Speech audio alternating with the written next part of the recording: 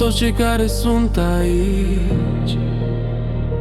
Nu e doar un număr, e susținere, e respect. Vreau să spun un mare mulțumesc azi pentru toți cei care sunteți cu mine, frați. 200.000 de abonați nu e doar un număr, e dovada că visul meu prinde contur. Fără voi n-aș fi ajuns aici, fără voi n-aveam curaj să merg mai sus de atât.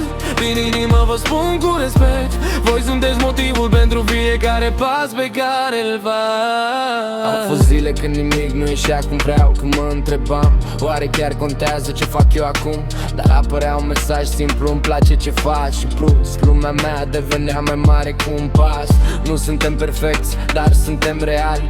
Construim ceva frumos, încet, dar egal. De la 0 la 2 să pas cu pas. Fiecare dintre voi m-a tras înainte, nu m-a lăsat jos. Nu v-am promis minuni, nu v-am vândut povești. V-am dat din mine, din ce sunt, din ce trăiesc. Faptul că ați rămas, că ați apăsat de abonare, pentru mine înseamnă mai mult decât orice like sau share. Vreau să spun un mare mulțumesc azi pentru toți cei care sunteți cu mine, frați. 200 de abonați nu e doar un număr, e dovada că visul meu prinde contur. Fără voi n-aș fi ajuns aici, fără voi n-aveam curaj să merg mai sus de atât. Din inimă vă spun cu respect, voi sunteți motivul pentru fiecare pas pe care îl fac. Poate pentru alții pare puțin, dar pentru mine înseamnă enorm. Fiecare abonat e o voce care a spus continuu, și asta îmi dă putere să merg înainte zi de zi.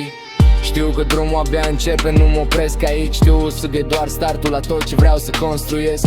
Am planuri, idei, nopți fără somn, dar cu voi alături știu sigur că nu merg singur deloc.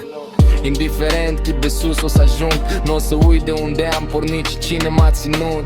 Cei de la început, cei veniți ieri, cei care vor veni mâine. Suntem aceeași familie, aici e loc pentru toți cei care vor să creadă în vise, în muncă și în pași făcuți cu răbdare. Vreau să spun un mare mulțumesc azi pentru toți cei care sunteți cu mine, frați. 200 de abonați nu e doar un număr, e familia mea, e visul care prinde contur. Fără voi n-aș fi ajuns aici, fără voi n-aveam curaj să merg mai sus de atât.